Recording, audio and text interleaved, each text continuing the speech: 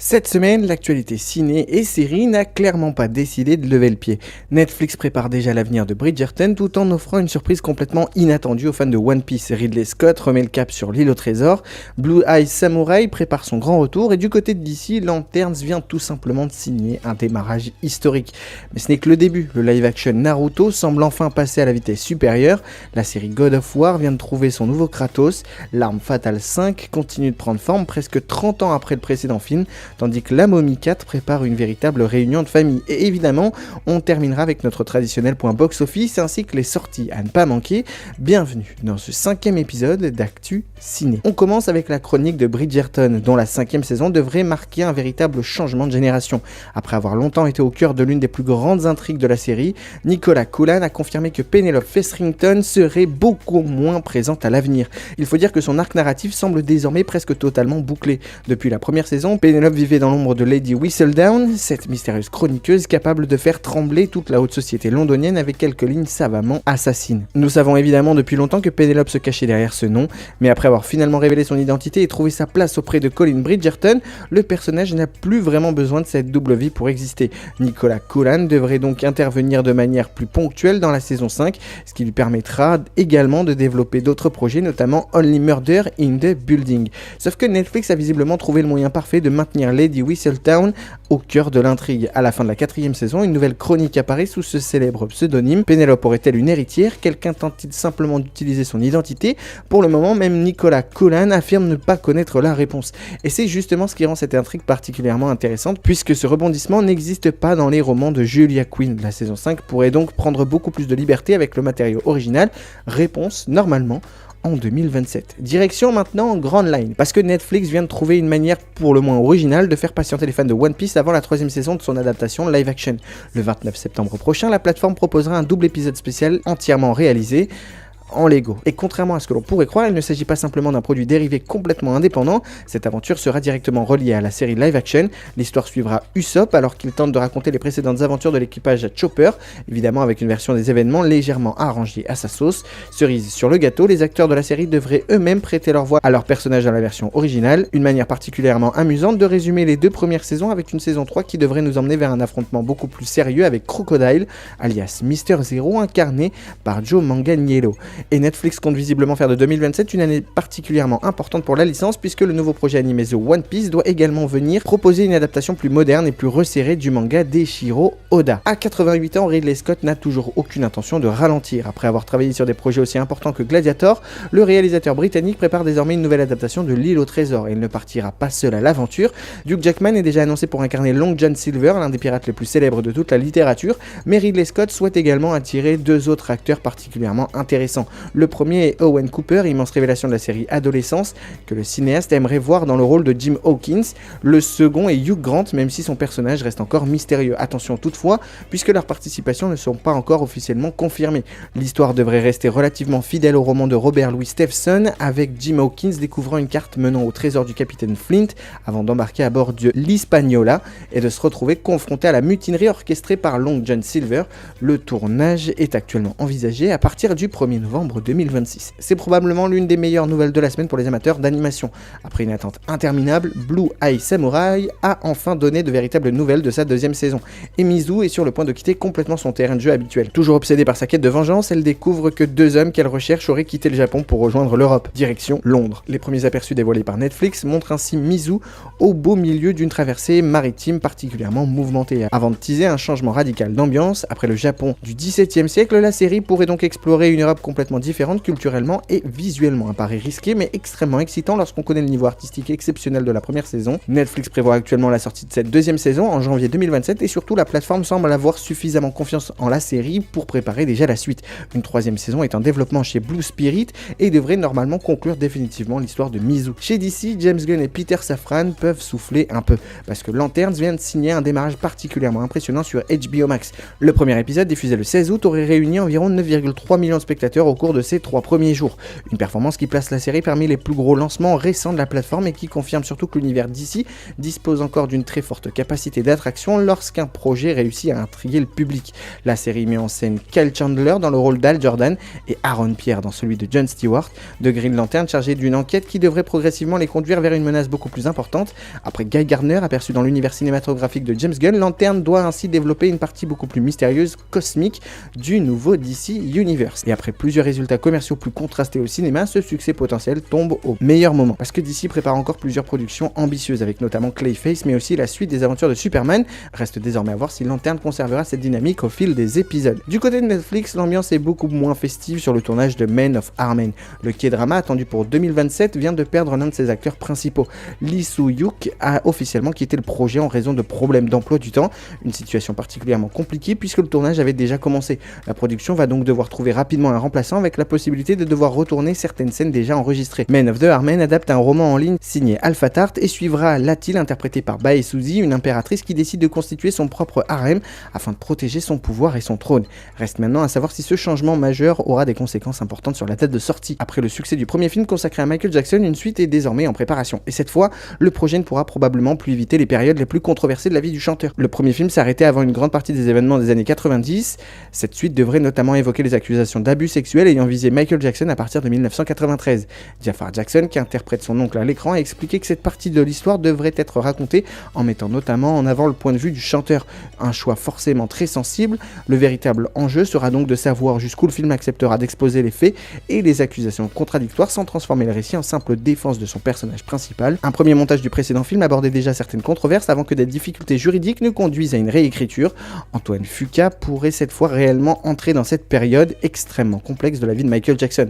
Le tournage de cette suite pourrait débuter fin 2026 ou début 2027. Voilà maintenant plus de 10 ans que Lionsgate tente de développer une adaptation en prise de vue réelle de Naruto, mais cette fois le projet semble enfin avancer correctement. Destin Daniel Cretton, réalisateur de Shang-Chi la légende des 10 anneaux, doit toujours mettre en scène le film. Et après avoir terminé son travail sur Spider-Man Brand New Day, le cinéaste peut désormais se concentrer pleinement sur Konoha. Première énorme information concernant le casting, Charles Melton serait en négociation finale pour incarner Kakashi Hatake. Et sur le papier, le choix est franchement intéressant. Révélé grâce à Riverdale, puis remarqué dans plusieurs performances beaucoup plus dramatiques, Charles Melton pourrait apporter à Kakashi cette combinaison de décontraction, de mystère et de gravité qui rend le personnage aussi populaire. Reste évidemment une question beaucoup plus importante, qui jouera Naruto Uzumaki? Parce qu'avec plus de 260 millions de mangas vendus et plusieurs générations ayant grandi avec l'anime, Lionsgate sait pertinemment qu'il n'a pas vraiment droit à l'erreur. Le tournage pourrait débuter autour de février 2027. C'est probablement l'un des changements de casting les plus importants de ces derniers mois. La série God of War, produite par Prime Video, doit remplacer son acteur principal. Ryan Hurst, initialement choisi pour incarner Kratos, serait dans l'incapacité de poursuivre le tournage après une grave blessure nécessitant une longue période de récupération. Amazon aurait donc pris la décision extrêmement coûteuse de remplacer son acteur et de retourner les scènes déjà tournées. Et le nouveau Kratos devrait être interprété par Dave Bautista, un nom qui circulait déjà depuis longtemps chez les fans. Ancien catcheur, devenu acteur reconnu grâce à des films comme Les Gardiens de la Galaxie, Blade Runner 2049 ou encore Dune, Bautista possède évidemment le physique du personnage, mais surtout une capacité à jouer des personnages beaucoup plus sensibles qu'on pourrait l'imaginer. Et c'est indispensable pour Kratos, parce que derrière la montagne de muscles et la violence du fantôme de Sparte, se cache surtout un personnage écrasé par la culpabilité de son propre passé. Le tournage devrait reprendre avec l'objectif de refaire l'ensemble des scènes concernant Kratos. Les 2 premières saisons sont prévues pour être produites dans une continuité relativement proche, avec également un changement d'acteur programmé pour Atreus afin d'accompagner l'évolution du personnage. Dans ces conditions, il faudra probablement patienter jusqu'en 2028 avant de découvrir la série sur Prime Video. Presque 30 ans après L'Arme Fatale 4, Martin Riggs et Roger Murtaugh pourrait enfin reprendre du service. Et cette fois, Mel Gibson ne compte visiblement pas essayer de cacher l'âge de ses personnages. Bien au contraire, le 5e film devrait montrer un Riggs et un Murtaugh beaucoup plus vieux, avec une intrigue volontairement plus simple et davantage recentrée sur leur relation. Mel Gibson explique notamment que le film ne devrait pas chercher la surenchère permanente avec des explosions gigantesques, mais conserver l'énergie caractéristique de la franchise. Et surtout, il réalisera lui-même le film, une décision profondément liée à Richard Donner, réalisateur des 4 premiers épisodes, qui travaillait encore sur ce 5e volet avant sa disparition en 2021. Mel Gibson affirme d'ailleurs avoir poursuivi le développement du projet en se demandant constamment ce que Donner aurait lui-même choisi de faire. Le scénario existe, les acteurs semblent motivés, mais le véritable problème reste aujourd'hui de réussir à lancer définitivement la production. Si tout se déroule comme prévu, L'Arme Fatale 5 pourrait arriver autour de 2028. Joseph Kosinski n'a visiblement aucune intention de quitter les années 80. Après Top Gun Maverick et F1, le réalisateur prépare désormais Miami Vice 85. Nouvelle adaptation cinématographique de la série culte de Deux flics à Miami. Austin Butler devrait incarner Sonny Crockett, tandis que Michael B. Jordan reprendra le rôle de Rico Tubbs. Mais le casting vient encore de gagner un nouveau visage avec Alden Ehrenreich. L'acteur de Solo, Star Wars Story ou encore Oppenheimer rejoint officiellement l'aventure dans un rôle encore tenu secret. Whitney Peak rejoint également la distribution. Le film retrouvera l'ambiance de Miami des années 80 avec ses trafics de drogue, ses polices infiltrées, ses voitures, ses néons évidemment et cette esthétique devenue complètement indissociable de la série. Dan Gilroy, réalisateur de l'excellent Night Call, travaille sur le scénario tandis que Joseph Kosinski devrait assurer la mise en scène. Sortie envisagée en 2028. Après le succès de sa première saison, Off Campus prépare déjà son retour sur Prime Video. Et contrairement à ce que certains lecteurs imaginaient, la deuxième saison ne suivra pas directement The Mistake, deuxième roman de la série Dale Kennedy. La série passera directement à l'histoire de Dean et Ali, principalement inspirée de The Score. Mika Abdallah, interprète d'Ali, a cependant confirmé que cette saison ne reproduira pas exactement les événements du roman. Comme pour la première saison, les scénaristes vont ajouter de nouvelles intrigues et modifier certaines situations, tout en conservant les passages les plus appréciés des lecteurs. Une stratégie assumée par la showrunneuse Louisa Levy, qui souhaite que même ceux qui connaissent parfaitement les romans puissent encore être surpris. La saison 2 de Off Campus est attendue en 2027 sur Prime Video. Passons maintenant à une information qui risque de décevoir énormément de Potterhead. Alors que la nouvelle série Harry Potter approche, un autre projet longtemps évoqué autour de la licence pourrait finalement ne jamais voir le jour. Il s'agit évidemment d'une série centrée sur les maraudeurs. James Potter, Sirius Black, Remus Lupin et Peter Pettigrew, 4 personnages dont le passé possède un potentiel évidemment énorme. La série aurait exploré la jeunesse à Poudlard dans les années 70, leurs différentes aventures mais également leur relation avec Severus Rogue avant la première guerre contre Voldemort. Selon plusieurs rumeurs, certains scripts auraient même été développés, mais le projet aurait finalement été abandonné. Une information qui reste cependant à prendre avec énormément de précaution, puisqu'aucune confirmation officielle de Warner Bros ou encore d'HBO n'est venue enterrer cette série.